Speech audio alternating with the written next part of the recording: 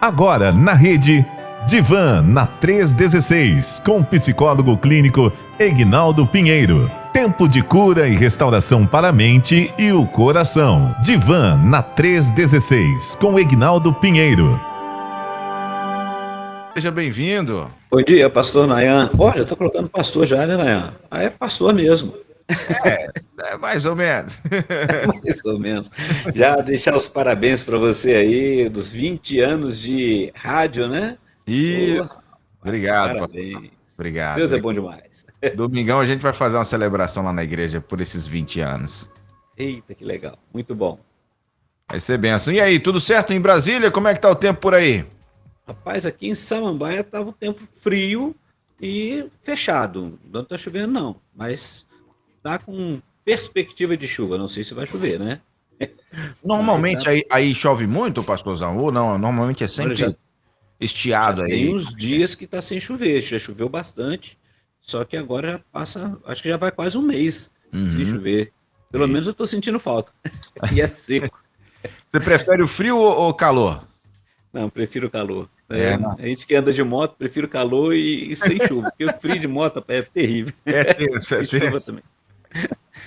É desse modelo. Bom, o nosso querido pastor Dr. Egnaldo Pinheiro já está aqui preparado, porque nós temos mais um No Divan da 316, você que está chegando agora, inclusive a galera do YouTube, sejam bem-vindos, né? Estamos ao vivo pelo YouTube da 316, deixa o seu like, compartilha aí a nossa live e vem comentar com a gente no chat também, se inscreva no canal caso você não esteja inscrito ainda, tá? Galera assistindo a gente no YouTube, agora você que está no aplicativo ouvindo a 316 também, obrigado, no site, onde você estiver aí, valeu pela companhia. Vou soltar a vinheta. Tem mais um quadro especial hoje, desta quinta-feira, dia 6 de junho.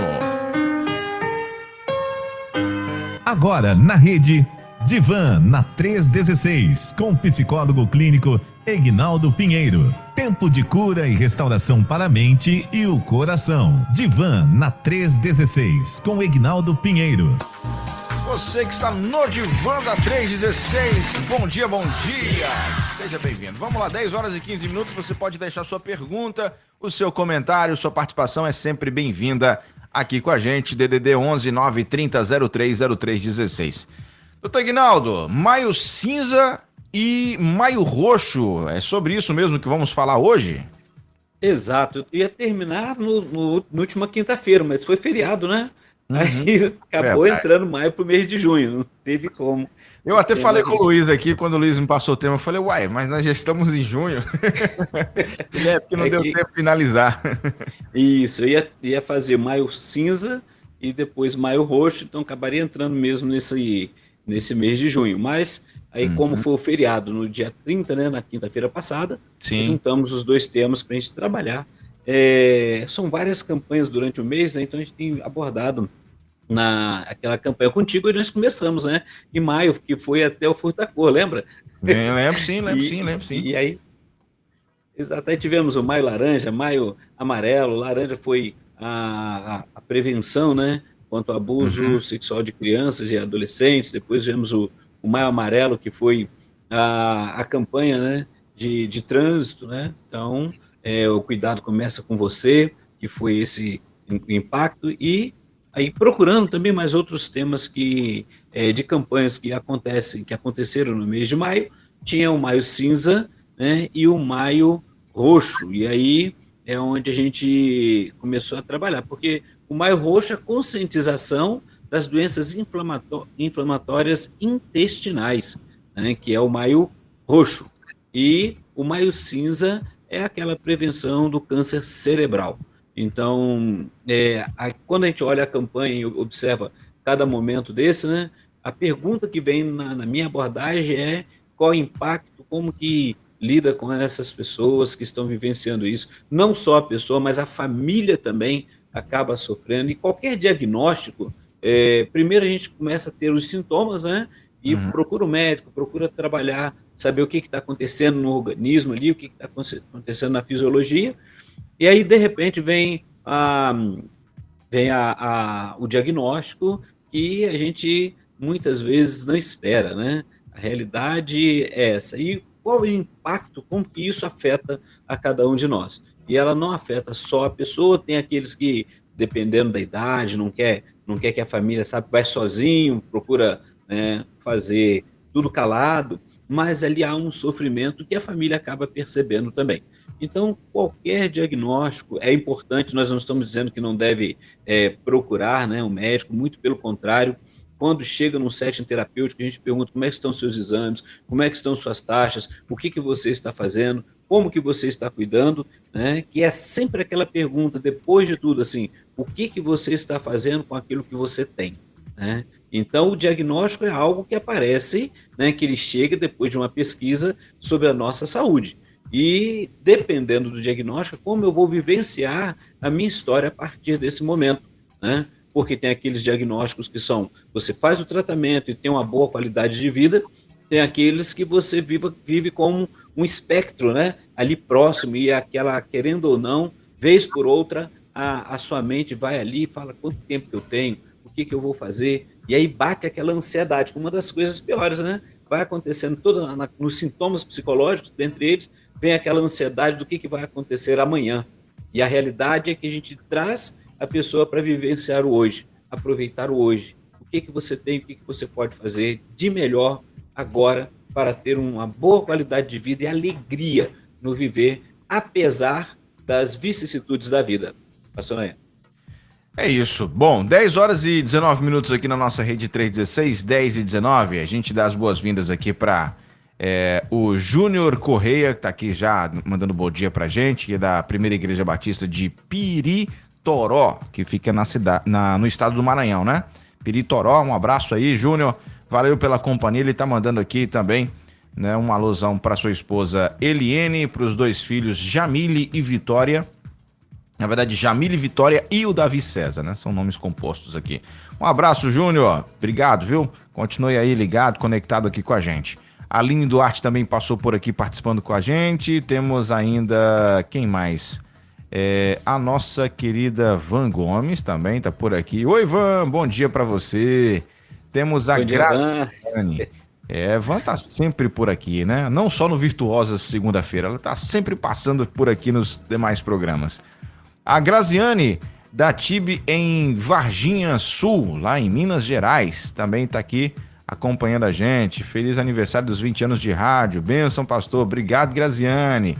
Deus te abençoe, minha irmãzinha. Bom, doutor Ignaldo, vamos começar então pelo Maio Cinza, né? Esse alerta ao câncer cerebral, e aí depois a gente entra no Maio Roxo, que é a prevenção de doenças inflamatórias intestinais.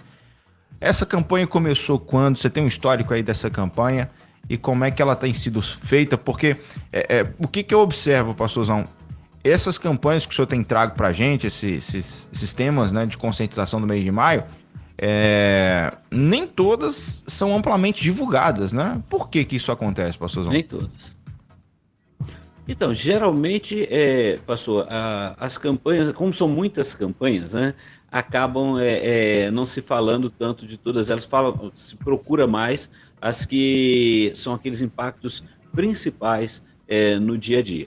Então, a questão toda, ela começa esse trabalho de diagnóstico, trabalho para... E lembrando, conforme, no nosso caso da psicologia, a gente vai buscando, vai tratando no setting terapêutico, e quando a gente vai olhar, tem a campanha já acontecendo no tempo real, né, junto com a data da que se trazem, né, para ir para, principalmente como nós vimos no Furtacor, né, para que possa ser trabalhado com deputados e possa a área de saúde, tudo. Então a gente vê isso acontecendo. Na questão quando eu estava pesquisando ali, vendo Maio Cinza, prevenção do câncer cerebral, eu não vi a data que começou, mas eu lembro aqui e a gente vê exatamente que a necessidade, por exemplo, do psico-oncologista, né, a psico-oncologia entrou para poder auxiliar e ela é instituída em 1975, a psico-oncologia,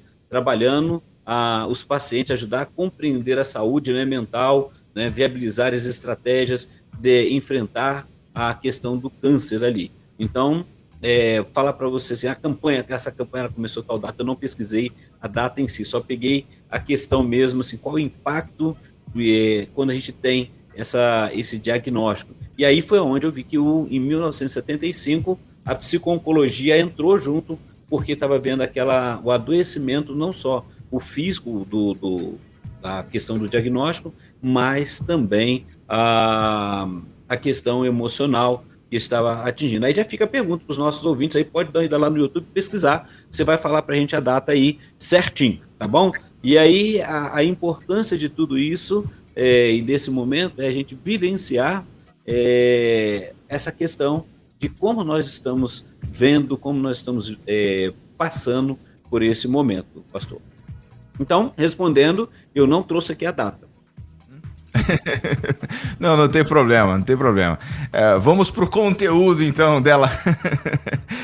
É legal, é bom essa pergunta, sabe o que é, Dayan? Que geralmente a gente sempre quer trazer a data, a importância, e a minha preocupação hoje não foi trazer a doença em si, mas a questão de o que se passa na mente, no coração, porque ansiedade, irritabilidade, apatia, depressão, desânimo, são sentimentos comuns do paciente que está vivenciando o câncer, né? Ele tem esse diagnóstico, e principalmente quando esse impacto chega. Então, quando eu vi assim que tem a campanha do Maio Cinza, e eu achei até assim, interessante, porque o mês de maio teve muita campanha, né? Muitas campanhas, né? A mais conhecida, que foi só divulgado, como você mesmo falou, foi a do laranja e do amarelo. O laranja por causa da prevenção do abuso sexual de crianças e adolescentes, e o amarelo, que é o do trânsito, que é um foco, aquele foco muito grande por causa dos acidentes, muitos acidentes.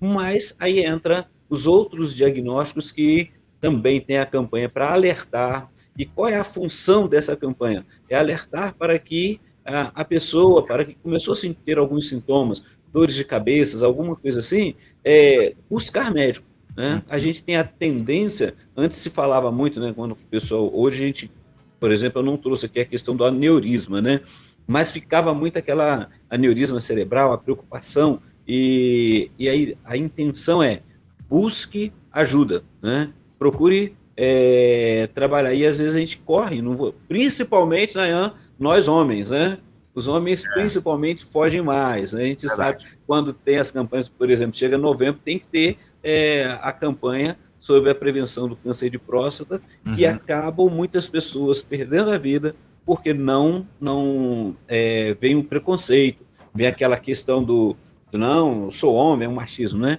Então, nós homens já temos uma certa dificuldade em relação a isso. Eu não estou na idade ainda não, mas eu entendo. Não, né?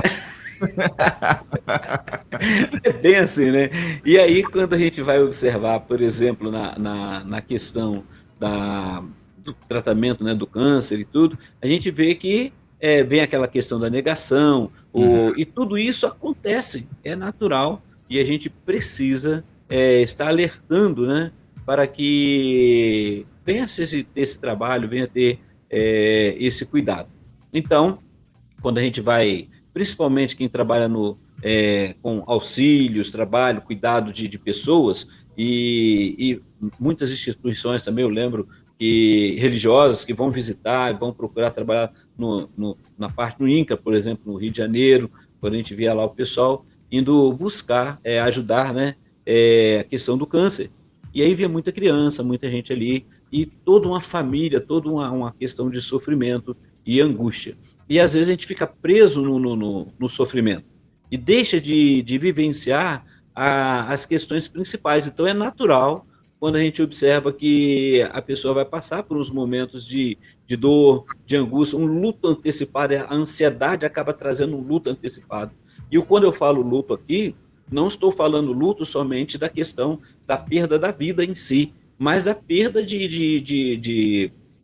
como é que eu posso falar aqui?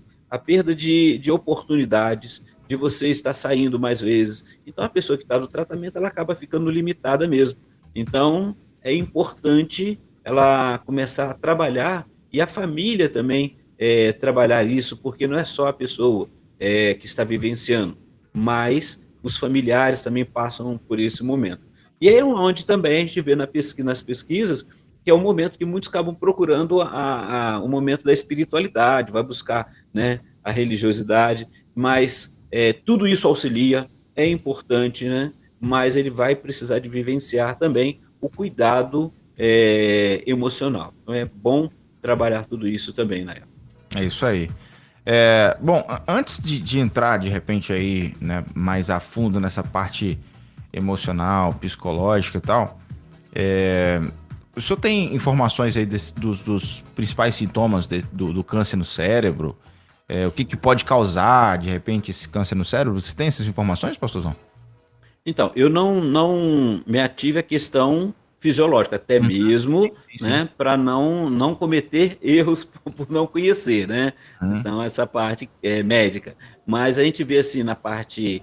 E aí a gente vai pesquisando, né? E aí vem a parte da questão emocional, são os transtornos que vão surgindo, né, em alguns momentos. Então, a gente encontra ali a pessoa, como eu já falei, esse impacto que vai afetando a pessoa, que vai trazendo ali as angústias, quando ela começa a enfrentar, que começa logo daquela caminhada, a peregrinação clínica, né? Ele foi ao médico, ele começa a fazer os exames, e até chegar ao diagnóstico, ele está passando aqueles sintomas, como no cerebral, né? Começa aquelas dores de cabeça.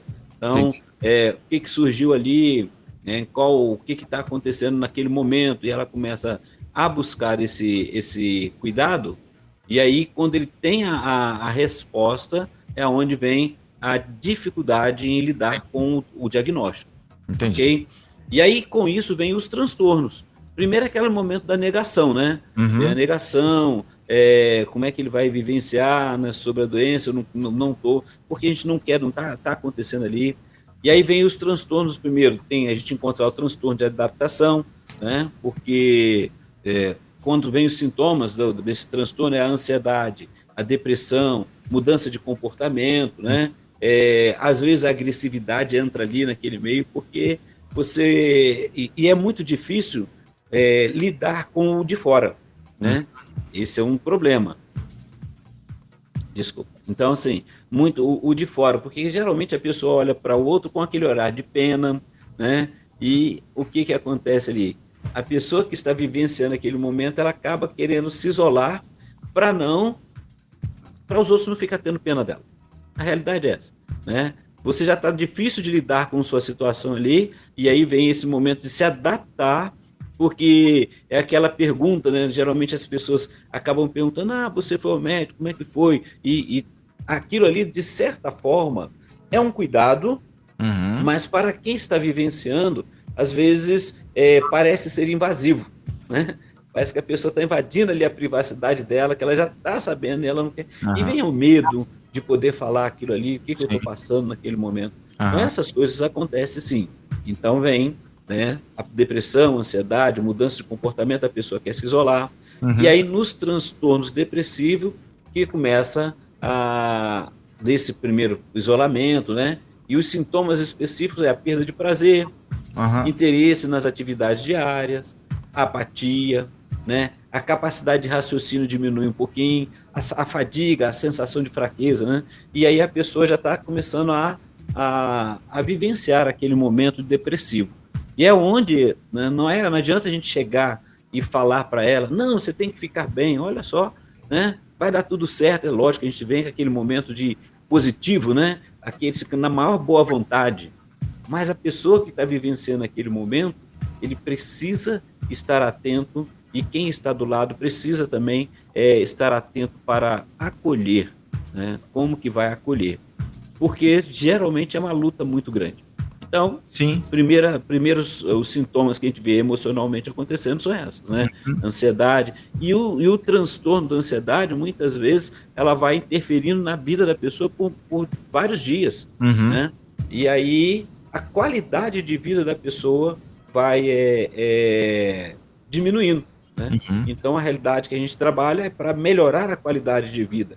Estar ali, ela precisa saber que, olha, vamos vivenciar o hoje, o que eu posso fazer com o que você tem hoje, e vamos, se ir ao médico, eu estou aqui do seu lado, vamos trabalhar aqui, tem aquele que está acompanhando, como é que vamos fazer, o que você pretende fazer, e ouvir a pessoa. Porque, às vezes, na ansiedade do de fora, do familiar, ou aquele que está próximo, em ajudar, ele quer tomar a rédea da vida do outro. Mas ele não vai conseguir cuidar da saúde dele, né? É ele que está vivenciando. Então, naquele momento ali, você está pronto para ouvi-lo? Né? E aí a gente vê assim, a questão, na questão religiosa, que muitos vão acolher, e aí na questão bíblica, a gente vê, é o momento de chorar com ele mesmo, de estar ali, chorar com o que chora, alegrar com o que se alegra. É isso mesmo. É estar com o ouvido, estar pronto ali e ser sincero, né? Às vezes eu estou ali com a pessoa, eu não tenho como falar assim, eu sei que você está sentindo. Eu não estou sentindo, né? Mas eu estou ali tentando, buscando compreender e pedir para que ela possa trabalhar isso, vivenciar, poder falar como que ela está sentindo e a gente procurar o melhor caminho naquele momento para caminhar, né? Para poder seguir e ajudar a melhorar os seus sentimentos, e isso vai ajudando muito, né? A gente vê a experiência aí de pessoas que trabalharam, que vão trabalham na oncologia, que vão ouvir, que vão, né, os doutores da alegria, por exemplo, como que melhoram a qualidade de vida do paciente quando está lá no hospitalizado. Doutor Ignaldo, olha, tá me ouvindo? Estou te ouvindo. Olha só, 10h35 agora, você falou um negócio interessante aí que me trouxe aqui uma dúvida, podemos dizer assim. A pessoa, quando recebe um diagnóstico de um câncer, e a gente está falando aqui de forma específica, né, do câncer cerebral, né? Cerebral. Talvez seja até um pouco mais, assim, mais assustador. A primeira coisa que ela pensa, imagino eu, né? Isso aqui é um achômetro, tá bom? Vou morrer. Talvez seja a primeira coisa que ela pensa. Vou morrer. Agora vou morrer quando? Tenho quantos dias pela frente? Tenho quantos meses pela frente? E aí, naturalmente, bate aquela bad, né? Como diz os adolescentes. O astral da pessoa vai lá embaixo, ela fica já que meio que sem motivos para sorrir, para viver, para fazer uma atividade, para trabalhar, etc e tal. E aí você falou da questão dos de fora, né? Que às vezes a gente, justamente quando a gente sabe, né, de uma situação, a gente fica, e aí, como é que foi, como é que aconteceu, como é que foi lá na consulta, tal, deu o quê, tal, o que tá... Naquela questão, naquele sentimento de cuidado, naquela intenção, na verdade, de cuidado. Como a pessoa está muito mal, porque recebeu realmente uma notícia muito ruim, uma notícia péssima, e a gente quer muito, né, de forma afoita ali, ajudar, e pergunta, e tenta ali um diálogo dentro daquele sentido, às vezes acaba piorando. Como que a gente de fora pode fazer para amenizar essa situação, né? Para deixar a situação um pouco mais leve, para deixar esse momento um pouco mais leve para alguém que descobriu um câncer cerebral. Porque essa informação, ela é importante demais para todo mundo que está ouvindo agora, porque talvez não necessariamente um câncer cerebral, mas alguém que descobriu aí um diagnóstico, né, teve um diagnóstico de câncer, independente de onde seja, pensa também da mesma forma, então a gente pode ter aí um norte para lidar com essas situações. Então, Nayan, olha que coisa interessante. E quando eu falo interessante aqui, né, vou colocar um pouco curioso, né?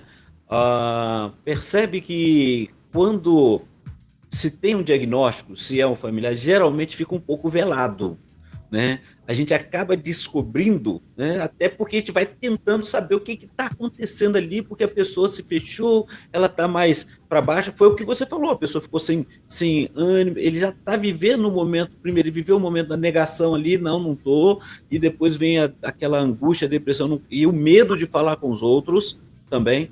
Então, estou partindo desse momento em que a gente fica procurando, né, no meio religioso, a gente pede uma oração e tal, vamos olhar ali. Agora, quando a pessoa chega e fala, olha que fato importante. E aí é legal, quando eu falo legal também, não é que é coisa boa saber que ficou doente, mas é o importante como que você vai se encontrar. Porque se a pessoa falou com você, é porque ela tem um vínculo e uma confiança em você.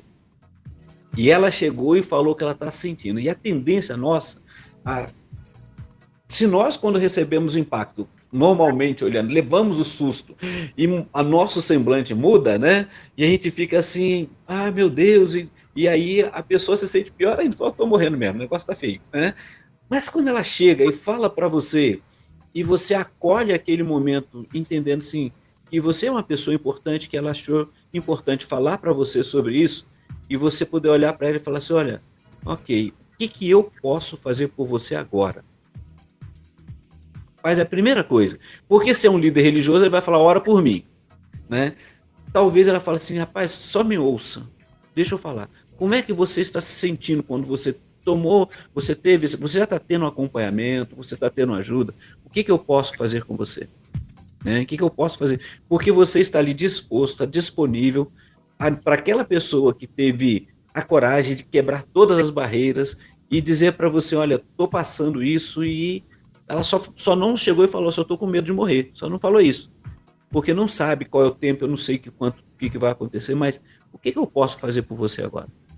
Talvez é acompanhar, sentar ali, vamos conversar, e ela vai aos poucos falar como é que foi receber aquele diagnóstico, o que passou na sua mente, quais os seus sonhos, porque é isso que a gente vai trabalhando, né? A cada instante. Quando ela consegue verbalizar esse momento, ela está fragilizada e ela quer algo que venha trazer uma resposta para ela. Talvez a pergunta é, por que eu? Né? Essas perguntas eu já ouvi sobre por que aconteceu comigo, né? Então não tenho resposta, né? Agora, o que você pode fazer com isso? O que a gente pode vivenciar nesse momento, né? Quais as coisas que eu deixei de vivenciar até agora e que eu ainda tenho condições de trabalhar isso? E é aquela pessoa que está do lado que vai acompanhar, aquela pessoa que ela confiou em dizer que está passando por aquele momento, né? E poder ajudá-la. Isso é uma das coisas importantes, porque muitas vezes, né, a gente leva um susto, tanto quanto a pessoa que recebeu o diagnóstico, né? E aí a gente fica assim, a gente não sabe o que falar para ela, e não tem uma resposta, a gente não tem uma resposta formatada, se ela me falar isso, eu vou falar aquilo. Então, o que eu posso fazer por você nesse momento? Estou aqui, né? E tenha-se como privilegiado, né? Eu, no meu caso, como psicólogo, a pessoa muitas vezes chega porque foi encaminhada, olha, ela precisa de auxílio nesse momento, trabalhar as emoções, mas, e aí a pessoa que está do lado ali, por exemplo, você recebeu essa notícia, você pode ser aquele que fala, olha, você quer procurar conversar com um psicólogo, com um técnico, eu estou aqui, sou seu amigo, eu vou te ajudar naquilo que eu puder, estou aqui para te ouvir, mas você quer procurar mais uma ajuda profissional para poder encaminhar isso, para poder cuidar de você, porque muitas vezes já vem isso já direto do hospital, né, quando a pessoa recebe.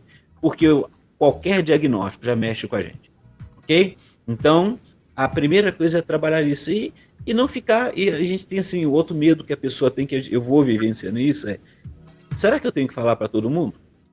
Né?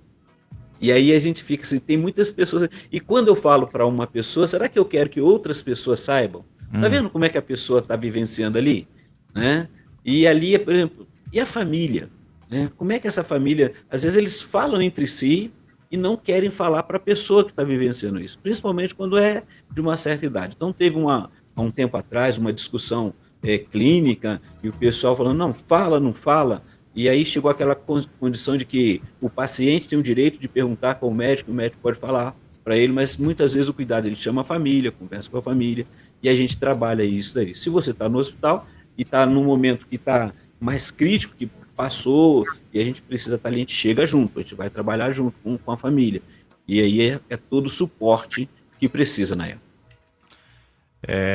Eu tô lidando com uma situação dessa lá na nossa comunidade, nossa igreja, não necessariamente câncer cerebral, e é muito difícil, assim, porque pra gente, o senhor é psicólogo, né? O senhor tem todo a parte, né, técnica, vamos dizer assim, para lidar com essa situação. E a gente vai, assim, na dependência do Senhor, né? Tentando ali, né, pedindo a Deus sabedoria para lidar com isso.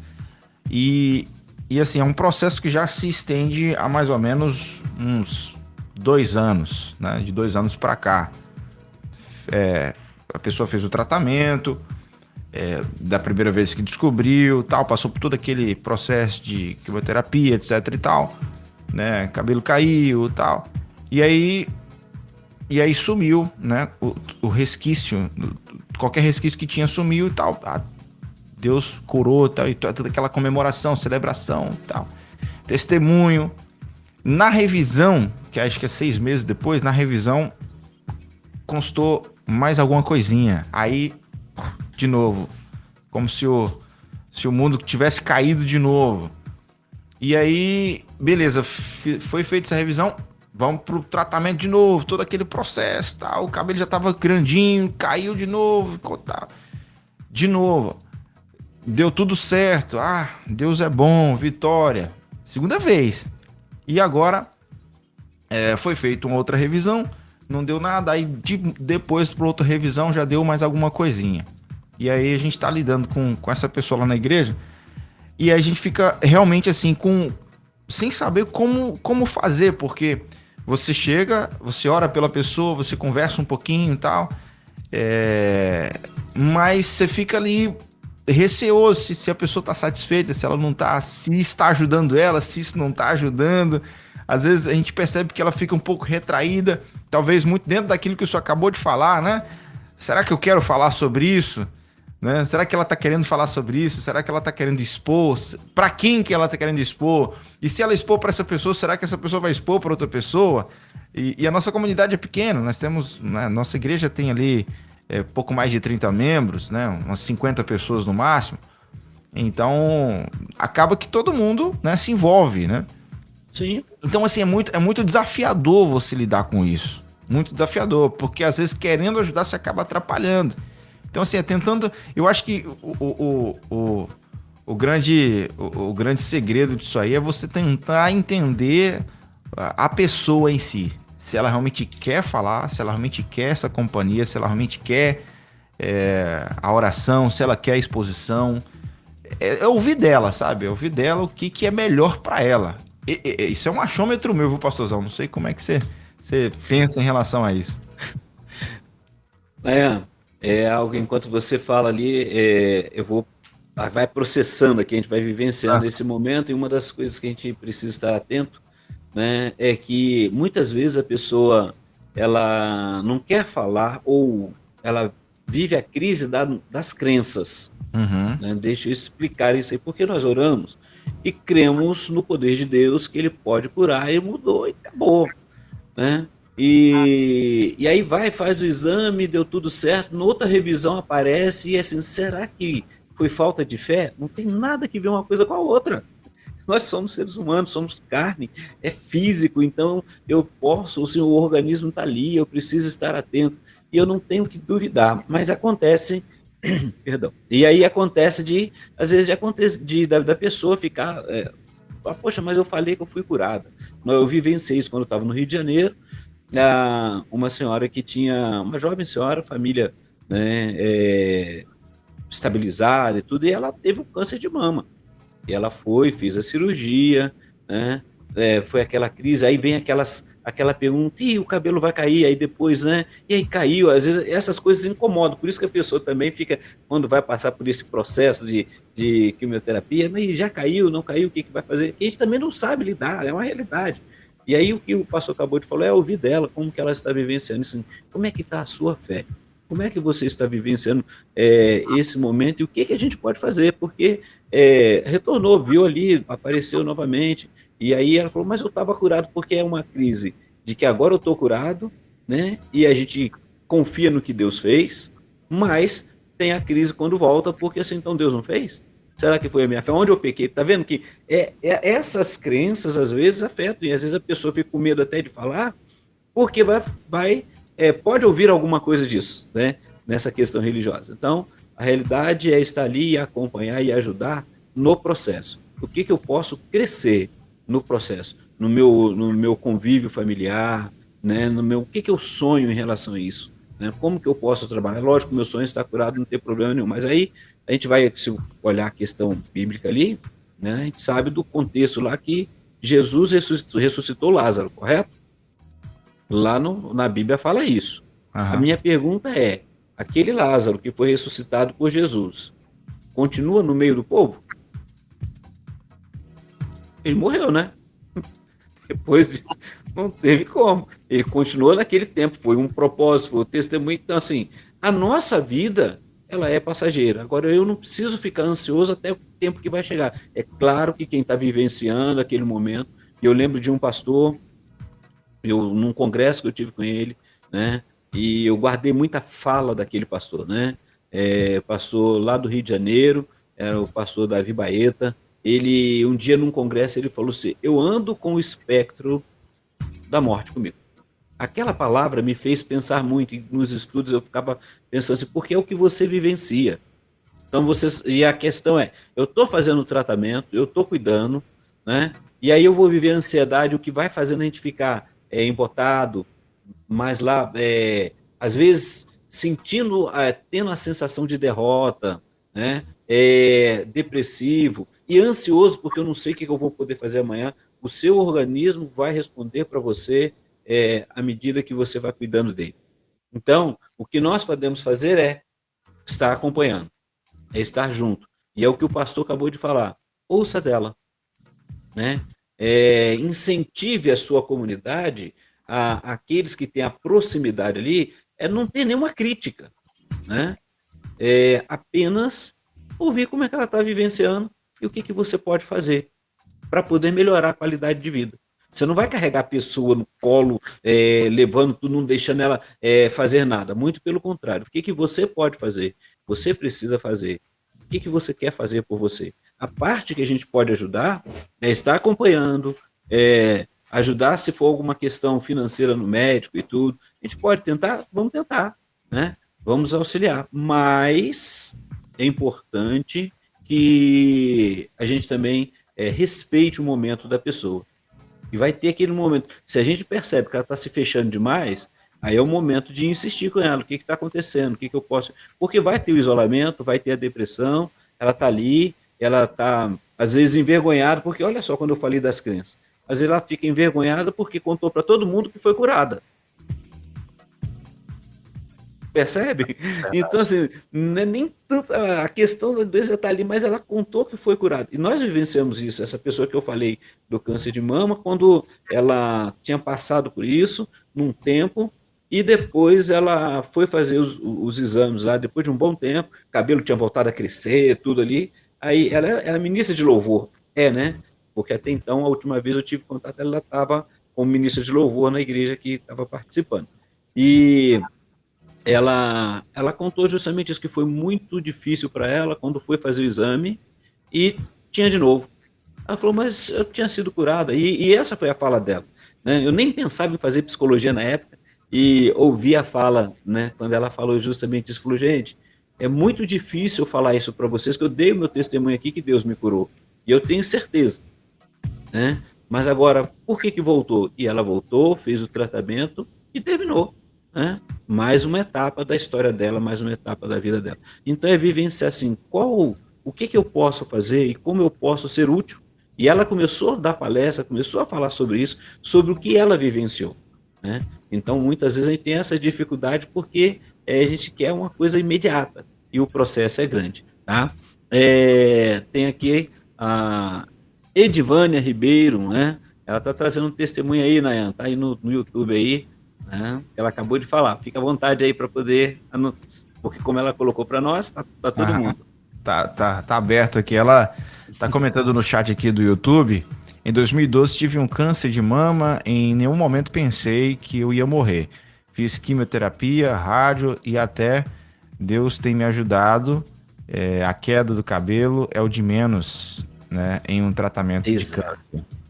Tá aí a Edivânia compartilhando com a gente, 2012, né? Então de lá para cá já se foram 12 anos e Deus tem até o momento sustentado ela. Glória a Deus, Edivânia. Glória a Deus. Obrigado, Edivânia. Deus te abençoe. Né? Tá aqui, tem também a Maria Aparecida, a Cristiane Meira, né? Tem outra aqui, Cristiana Paulo, né? Cristiana Paulo. E Mari Lúcia também, um abraço a todos vocês.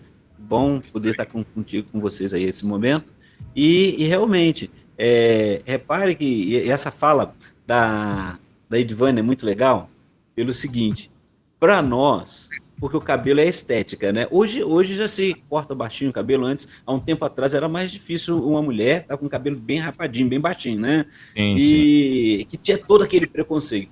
E o que ela colocou ali é muito claro, assim, a queda do cabelo é é o de menos, né? Para a pessoa que está vivenciando ali. Só que repare bem, para quem está fora, a primeira coisa que pensa é na estética, né? A primeira coisa que vai pensar ali. Então, assim, o que a gente pode fazer nesse acompanhar, né? E aí a importância está, tanto que a gente vai falar um pouquinho depois da doença intestinal, mas em todos esses momentos, são esses os sintomas, né, que aparecem, né? Principalmente quando tem aquela peregrinação clínica, porque você vai não tem como, a gente passa primeiro por um clínico geral, depois vai marcar, e ainda que a pessoa tenha bons recursos e um plano de saúde, tem a questão do tempo. Nós vivenciamos o tempo. Você pode ter uma consulta, os exames mais rápidos, acelerados, se você tem um recurso. Para aquele que não tem muito recurso, que depende do SUS, é uma correria muito grande.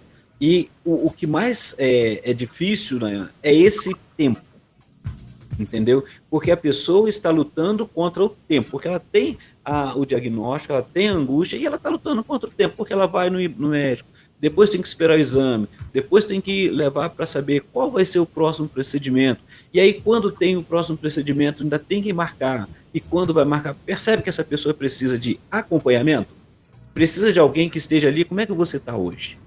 O que eu posso fazer por você? Você está tendo acompanhamento profissional? Tem alguém te ajudando? Né? Como que você vai vivenciar? Porque você vai vivenciar com ela, e se ela não quiser falar, só estou ali com ela para falar. Né? Do seu amigo, aquele que está ali, e fala, olha, estou aqui, precisou, estamos juntos. Né? Mas aquele estamos juntos que ela possa falar mesmo. Sim. Hoje eu não estou legal, hoje eu quero chorar, então chora. E a vantagem, e aí isso é importante, né? Que o setting terapêutico, o setting terapêutico é o momento que a pessoa está ali sem nenhuma questão de crítica ou juízos de valores ali. Uhum. É ela, com a dor dela, podendo falar o que ela está vivenciando, né? E ela vai poder expressar aquele momento que talvez, por muita educação, polidez, ela não quer falar com um familiar, ela não quer falar com um amigo, ela não quer falar, muitas vezes, com o seu pastor, ali dentro do gabinete. Quer dizer, ela está ali de uma forma que, se deixasse, ela explodiria, mas ela está polida, né? Mas tem aquelas pessoas que conseguem expressar, né? E aí, quando a gente fala, o que eu posso fazer por você hoje, né? Se é um companheiro de julgo, de oração, o que eu posso estar ali, estar acompanhando? E aquele momento de falar, olha, você está bem hoje? Né? E esse acompanhamento, né, que a gente precisa. E o profissional vai estar ouvindo de forma técnica e ajudando, trazendo encaminhamentos. Não só para a pessoa, mas é muito importante que a família também esteja ali para poder trabalhar os seus medos, as suas preocupações, as dificuldades que está vivenciando ali, né? E o que fazer naquele momento que a pessoa chegou ali no canto e está chorando porque ela está lembrando da história dela. Agora, o que eu posso lhe dar? O que a gente pode se alegrar? Qual a melhor qualidade de vida aí nesse momento? Sim. Olha, tem um relato aqui de um ouvinte lá de São Paulo. Ela está dizendo o seguinte: bom dia, na paz do Senhor. Liguei há quase 20 minutos à rádio, não tive nenhuma doença, mas descobri a doença da depressão. Estou tratando da depressão há quase 5 anos, não é fácil, a gente perde a expectativa de sonhar. Oro a Deus porque tenho 2 filhos lindos e tento não demonstrar para eles quando não estou bem. Meu marido percebe quando não estou bem e me ajuda, mas tenho buscado a Deus e passando com médico, e a Rede 316 tem sido minha companhia de todos os dias. Aqui ela não está falando de doença específica, de câncer, nada, mas da depressão em si, que pode acontecer com alguém também que descobriu aí, de repente, um câncer. E ela luta aqui pela questão de não demonstrar, né? E certamente tem isso muito de quem é diagnosticado com câncer também, entra essa depressão, mas ela não quer demonstrar. E às vezes acontece aí o que o senhor falou, que é a questão de se retrair, de se isolar um pouquinho, porque se ela vai para o público, se ela fica no meio de pessoas, naturalmente ela vai ser ali a mais desanimada da roda, vamos dizer assim, né? Então isso acontece bastante. Tem também aqui um pedido de oração, né, do nosso irmão Osório, da Vila Barros, em Guarulhos, São Paulo. Está solicitando oração em favor da sua irmã Marlene, que foi acometida de glaucoma, né, em fase crítica, medicação caríssima, depende do SUS. A gente vai caminhar aqui para a sala de oração, tá bom? Osório, obrigado pela sua participação aqui com a gente. Temos também aqui uma pergunta, pastorzão. Essa pergunta aqui é da Cláudia. Ela diz o seguinte: Doutor Aguinaldo, como posso agir para ajudar uma pessoa que é bem visível a necessidade de um acompanhamento psicológico, mas é muito resistente? O que eu posso fazer para ajudar? O senhor já falou mais ou menos sobre isso, mas pode complementar se quiser, pastor. Sim. Vamos lá. A resposta para essa como ajudar, né? E também da pessoa aqui, muito obrigado, que dá 20 minutos, está ouvindo, né? Está com a gente na rádio e falou sobre a questão da depressão. Primeiro detalhe é que a gente observa que a depressão, e tem quadros nossos que falam sobre isso, tem várias pesquisas, vários trabalhos que vai trabalhando, abordando o tema da depressão, e a depressão, ela tira o humor, a gente pede quando está muito forte, em alguns detalhes, alguns sintomas que vão aparecendo, a gente pede para que a pessoa procure o psiquiatra, para que possa seguir o tratamento, cuidar da sua saúde fisiológica, e o acompanhamento psicológico é muito importante para você ressignificar a sua história. Né? A gente fica escondendo ou tentando não demonstrar, não é escondendo, não tentando não demonstrar, mas as pessoas acabam percebendo e a gente fica, de certa forma, preocupado com a questão de que o que os outros vão falar, né? Às vezes tem aquela questão que fala que é falta de fé, e depressão não é falta de fé, né? É uma questão humana, é questão emocional, e eu preciso ver agora. Tem muitas pessoas que estão vivenciando aquele desgaste tão grande, né?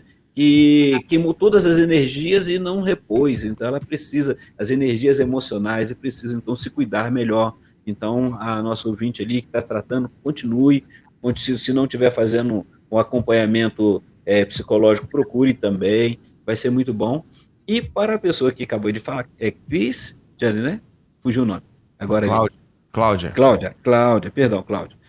Em relação, assim, a gente sempre fala com a pessoa sobre, primeiro, tentar, o que ela sabe sobre o que é um psicólogo, né? Ou uma psicóloga, né? Na área da psicologia, porque às vezes tem um preconceito. Esses dias fui conversar com uma pessoa, só conversar, né? E a pessoa logo já vê aquela brincadeira, não, mas eu não sou maluco, né? E a realidade é que a nossa história, a nossa vida, em algum momento ela precisa de ser ressignificada, né? Às vezes eu estou tão cansado, tão abatido com algumas circunstâncias da vida, ou com as notícias que a gente vai vivenciando do dia a dia, que a gente vai se fechando, vai sofrendo. E a pessoa que está vivendo um sofrimento, e como ela falou, como a Cláudia falou, que é visível que ela precisa, será que essa pessoa ela já chegou ao entendimento que ela precisa? É outra coisa interessante, né? Porque, por exemplo, a gente está falando de doenças aqui fisiológicas, né? O câncer, a questão da doença intestinal, os incômodos que a pessoa vai vivenciando ali, e aí como que ela lida com tudo isso, e aí vem as emoções. Então você está vivenciando a partir dali. Mas há momentos em que na nossa história a pressão foi tão grande, seja uma questão familiar desde a infância, ou seja, é algo que ficou preso ali dentro, e você precisa colocar para fora, mas a pessoa ela entende na sua história que não precisa falar com ninguém, que não precisa colocar isso para fora, ou então ela vai entender que psicólogo tinha um preconceito antigamente, que psicólogo era só para maluco, né? Mas quantos de nós, às vezes, não entramos num estresse tão grande que não percebemos, e alguém fala assim, olha, você precisa parar e descansar, você precisa mudar, você precisa buscar uma ajuda, e é aí que a gente vai procurar vivenciar isso. Aí a gente trabalha o autoconhecimento, né? Quem sou eu nessa história? O que eu estou fazendo com tudo que eu tenho, né? O que eu tive de sonho, conquistei, mas a gente não consegue conquistar 100%. Mas e se eu conquistei 100%, o que eu faço com isso? Né? Será que eu estou satisfeito nesse momento? Então, tudo isso vai abordando a questão existencial, questão familiar, percebe? Então, a dica é, primeiro, conversa com essa pessoa sobre o que ela entende. Se ela, de repente, falar, acho que eu preciso de um psicólogo, então vamos procurar. Mas, se ela não tem noção do que é, a gente pergunta, principalmente quando é a primeira vez, quando é adolescente, você sabe o que é um psicólogo? Você sabe para que você está aqui? E aí fala, eu vou ficar falando, né? Então, tá bom. Então, você vai falar, eu vou te ouvir. E aí a gente começa a dar o cuidado, a orientação necessária naquele momento.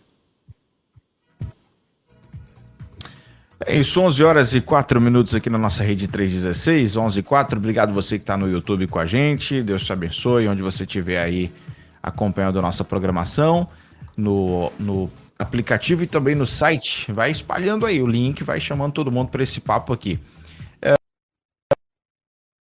Nayan, Vamos pular pro outro mar. Falhou sua voz aqui para mim, Nayan. Tá me ouvindo? Oi. Isso. Agora eu tô te ouvindo. É que tinha dado uma falhada aqui na audição. Tá me ouvindo, né? O Maio Roxo, né? Ele vem também justamente com a questão dos problemas de doenças intestinais, né? E o objetivo desse Maio Roxo é garantir aos pacientes com essas doenças que tenham uma qualidade de vida melhor, né? Alertar a população da importância da prevenção dessas patologias e o diagnóstico precoce das doenças inflamatórias intestinais, né? Aí esse daqui diz, né, que a data, o dia marcado lá em maio foi dia 19 de maio também, que começou a trabalhar, a data que foi escolhida, né? Então, a importância do Maio Roxo também em relação a conscientizar a população, aos cuidados da prevenção, alimentação. Às vezes a gente se alimenta mal também, né, Nanaia? A gente tem que tomar esse cuidado, né? Então, alimentação saudável, beber bastante líquido, principalmente água, beber muita água, né? A vida corrida, eu achei interessante quando a gente foi olhando ali, que a vida corrida, aí a gente se avalia, né? A vida corrida, a gente gosta de, às vezes, estar se alimentando na frente de um aparelho de televisão ou com o celular na mão e acaba não prestando atenção na mastigação durante as refeições, né? Esse cuidado. Então, ele nos alerta isso, né? Às vezes vem aquela questão do ressecamento, né? Difícil de evacuar, aí a pessoa começa a usar laxante, então tem que tomar cuidado, né? Os alimentos processados. Então, vai tendo toda uma dica em relação a essa questão das doenças intestinais. E aí entra até a questão do estresse, evitar o estresse, manter os exames em dia, né?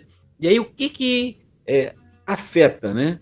Aí a gente vai para as alterações psicológicas, né? Porque na atividade social, no trabalho, pode afetar aquela pessoa que está com uma infecção intestinal, uma doença inflamatória intestinal. Ela tem a questão do desequilíbrio, né, emocional por causa das manifestações dos sintomas, né? E aí, lá no CID-10, da Organização Mundial de Saúde, né, vem o nome dessa daí, que são fatores psicológicos e de comportamento associados a transtornos ou doenças classificadas em outros locais, que é o F54. E aí a pessoa que ela tem aquele desconforto, o estresse, a angústia que às vezes vai passando ali, né? Aquela questão toda que às vezes a pessoa tá no trabalho e ela precisa de ficar usando o toalete mais vezes. Então, isso tudo causa um desconforto. Então, o trabalho é diminuir os estresses, tá? Começar a investir e não também ficar colocando que isso tudo é questão emocional, tá? A gente está colocando a partir do momento que tem o diagnóstico, surgiu a questão emocional, né? Ela já vem trabalhando nisso. Então, o treino do controle do estresse é importante, né, para diminuir a ansiedade, diminuir ela poder aprender a expressar a raiva que ela tem do que está acontecendo, porque surge muitas vezes, né? Então, repercute na vida aquilo que está acontecendo na nossa vida, com aquilo, seja ela ter um diagnóstico, aí eu preciso lidar, como é que eu vou fazer, e é lidar consigo mesmo. Então, é importante a pessoa que vai fazer, quer ver uma coisa que parece comum entre a gente ali, que é uma cirurgia de pedra na vesícula, mexe com o intestino, com a alimentação, né? No começo a pessoa precisa, a gente sabe muito disso, e eu lembro disso que você tem que pensar no começo, naqueles primeiros tempos, depois da recuperação, até você conseguir passar pela adaptação do seu organismo, controle todinho dos seus esfíncteres, tudo isso daí, é o fato de que você pensa assim, rapaz, eu não posso fazer um lanche fora, que eu preciso ter um banheiro perto. Já viu esses pensamentos assim? Então, afetam, né? Então, que precisa trabalhar, que ela pode ter uma vida produtiva, pode ter a sua independência, a autossuficiência? Pode.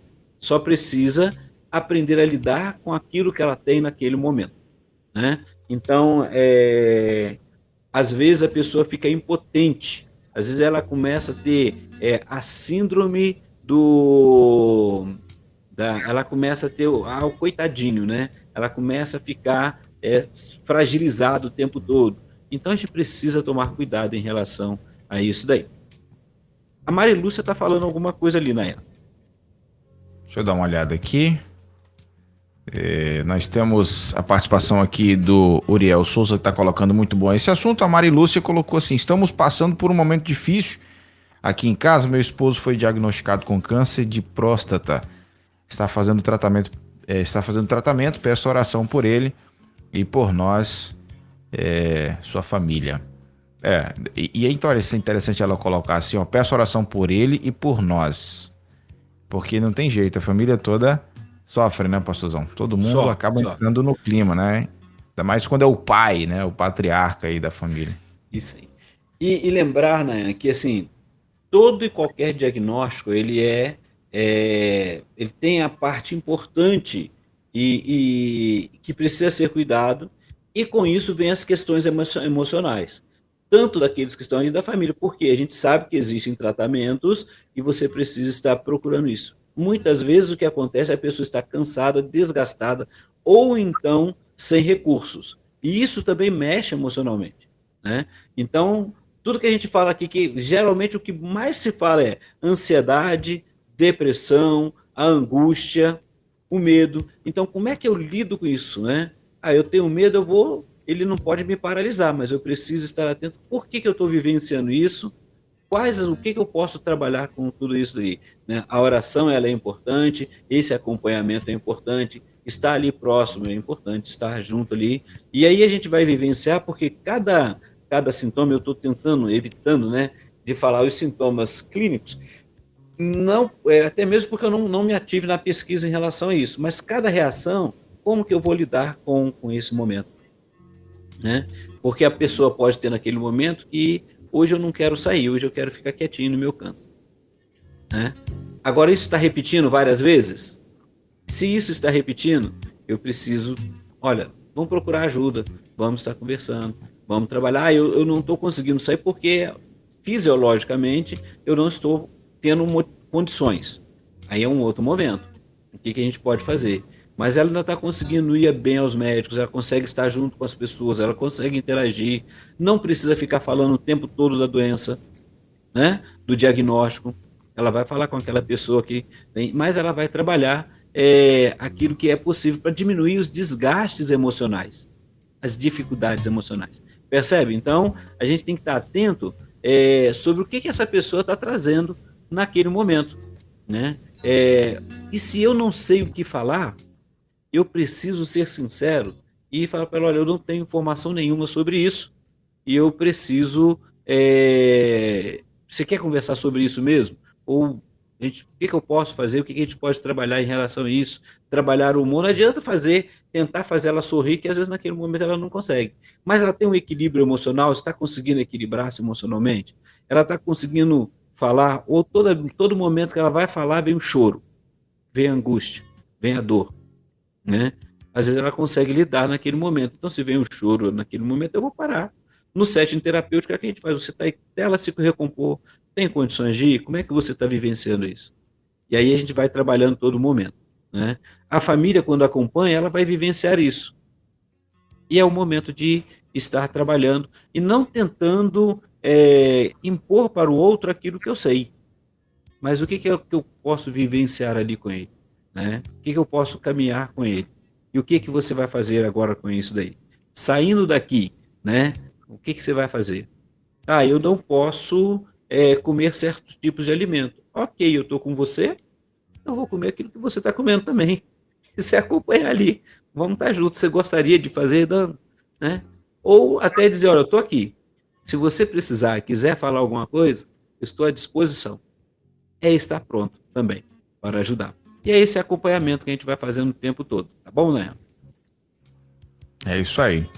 Bom, agora 11 horas e 14 minutos aqui na 316, né? Hoje esse papo muito especial, concluindo aqui o mês de maio, né, com o nosso querido doutor Ignaldo Pinheiro.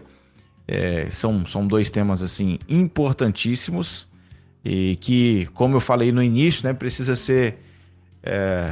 ter um pouquinho mais de publicidade por parte, né, do governo, dos governos, enfim, né, seja na esfera federal, estadual e até mesmo municipal, né, as cidades e, enfim, os municípios precisam saber um pouco mais sobre essas cores aí, vamos dizer assim, né? O maio é bastante colorido, né, pastorzão?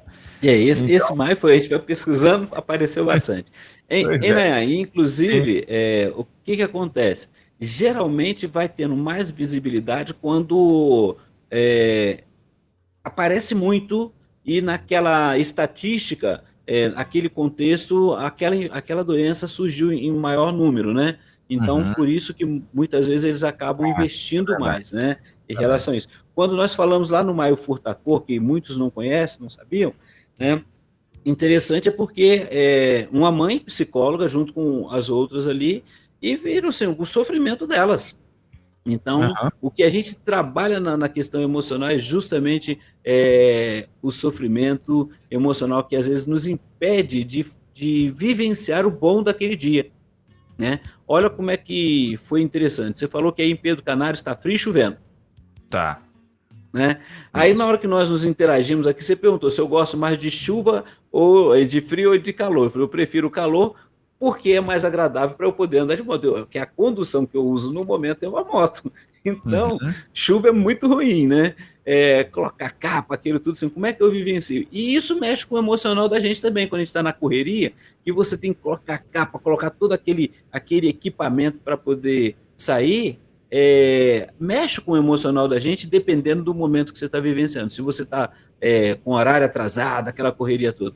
Agora, imagine uma pessoa que está vivenciando um momento que ela está cuidando da saúde, que ela teve um sintoma, que ela fez aquele momento da peregrinação, né? Quando eu falo da peregrinação, que vai ao médico, procura saber, às vezes no primeiro momento não descobre, aí vem um outro sintoma, aí quando ela vai, ela já está vivendo um desgaste emocional e a família que está acompanhando também. E aí, quando a gente aguarda logo e a primeira pergunta que vem, primeira sensação e o sentimento, quando a gente pergunta para a pessoa, ela fala assim, eu quero saber o que está acontecendo, pelo menos para eu ficar tranquilo. Aí tem um diagnóstico em que ela fala assim, não, isso eu não quero, né? Mas está ali o diagnóstico, então a gente vai para todo o encaminhamento. É esse desconforto e esses pensamentos que vão povoando a mente, vão chegando, vão tirando a gente do foco de que a gente só olha e só consegue olhar, e isso é natural, a gente só consegue olhar o problema. Agora, o que eu posso fazer com tudo que está à minha volta? Né? E lidar. É justamente isso. E às vezes, e aí realmente as campanhas elas são muito boas, né? Para alertar, mas olha, é muita coisa que aparece. O Avelino tá aqui dizendo pra gente, né, lá de Nazaré da Mata, Pernambuco, é Deus falando com cada um de nós através de vocês, meus queridos, palavras do céu, sem nos tirar o entendimento que estamos na terra. Deus os abençoe grandemente. Valeu, Avelino, abração, meu irmão. E temos um relato aqui de um ouvinte que colocou assim, bom dia, pastor, tenho acompanhamento psicológico e faço uso de medicamentos e sinto dores fortes na cabeça e tenho dificuldades de falar o que sinto. Aí depois ela fala assim, eu me sinto melhor quando estou sozinha. E aí, pastorzão? Ok, o que tem que deixar ela sozinha? Tem duas coisas que a gente precisa estar atento. Uma coisa é a solidão, outra coisa é a solitude. Há momentos que nós precisamos estar em solitude, ou seja, estar conosco mesmo, estar naquele momento e avaliar e curtir aquele momento de forma criativa, né? Não de forma depressiva. Entendi. Agora, se ela não consegue ela faz acompanhamento, ela sente fortes dores de cabeça e ela não consegue nomear, né? É um momento de se trabalhar isso, que a gente sempre vai pedir para nomear como é que você está sentindo, como que é essa dor, né? Existem os exames clínicos e realmente é difícil. A pessoa fala assim, eu tenho uma dor na cabeça assim e eu não consigo explicar. vai se passar por uma bateria de exames, mas a gente fica desgastado. Mas é bom procurar saber para ver que tipo de dor é essa e quais são os momentos que elas surgem, né? Então, assim, se for algo emocional, você vai mapear e vai saber e vai procurar trabalhar a evitação. Como que ela vem surgindo? Qual é o momento que eu sei que ela está chegando? E talvez nesse momento é a hora que ela fique sozinha. Ela gosta de ficar igual quem é a pessoa que tem enxaqueca muito forte, né? Tem um momento que ela tem que ficar com tudo apagado, tudo quietinho ali, só para poder relaxar. Nem o som alto não pode ter nada. Então a gente sabe e a gente consegue entender isso. E aí a questão é trabalhar isso, é investigar, é conseguir falar. Sabe por que ela não consegue nomear? Eu sinto uma dor de cabeça, né? Como que é? Muito provavelmente ela já está conversando isso com o psicólogo dela. Mas é interessante a gente ir pesquisando também. Ok. 11 horas e 20 minutos aqui na nossa rede 316. Quer concluir, pastorzão, com mais alguma fala em relação aos dois pais? É agradecer a todos que têm nos ouvido aí, têm participado. Pode mandar temas pra gente aí. Só falar ali nesses 2 quintas-feiras seguintes. Eu não estarei, vou estar só na última quinta-feira do mês, né? E o mês de junho, por exemplo, trabalha a prevenção dizendo não às drogas, e tem também a campanha de doação de sangue, né? Porque assim, você com uma doação de sangue, com uma bolsa, uma coleta daquela, você salva, acho que mais de 2 pessoas, né? 2 vidas, você pode investir. Então tem essas campanhas que são importantes. A gente vai estar falando sobre isso e voltando vez por outra, porque tudo isso que vai acontecer na nossa volta, ou ela nos leva para ansiedade, ou nos leva para depressão, ou estresse, né? E aí a gente precisa estar, como que eu lido com essa questão e nesse momento. E quando tudo vai bem, a qualidade de vida vai melhorando, aí é por ti mesmo, todo dia, tá bom? E, Nayan, que bom poder estar falando contigo, bom participar novamente aqui, né? Acabou que a gente começou maio e fechamos o maio, né? Embora estejamos em junho. Verdade. E um abraço aos nossos ouvintes que estão participando ali, aqui no YouTube também, né? Cada um de vocês, um abraço muito grande. Indique para outros, fala para o povo e vamos estar juntos aí. E tem várias outras etapas importantes. A Van, que está sempre conosco, um dia que nós fizemos a parceria com ela, foi muito bom. Às segundas-feiras, olha, cada tema fantástico aí, né? Para mulheres virtuosas modo on, né? Então, isso é muito bom. Ok? Um abraço a todos aí. Valeu, um abraço, pastorzão. Obrigado mais uma vez. Deus abençoe sua vida e seu ministério. Nós conversamos com o pastor doutor Eguinaldo Pinheiro, o nosso No Divã da 316. Você que chegou no finalzinho agora, não fica triste não, tá bom? Vai ficar salvo esse papo no YouTube, no canal da 316, também no nosso site e ainda nas mais variadas plataformas de podcast. Você pode pesquisar No Divã da 316, você vai ter acesso aos conteúdos que são transmitidos todas as quintas-feiras, às 10 da manhã, aqui no nosso Bom Dia 316, tá bom? Continue ligado com a gente, 11 horas e 23 minutos agora. Você ouviu Divã na 316, com o psicólogo clínico Eguinaldo Pinheiro. Ouça o podcast Divã na 316, tempo de cura e restauração para a mente e o coração. Acesse agora a nossa plataforma, rede316.com.br.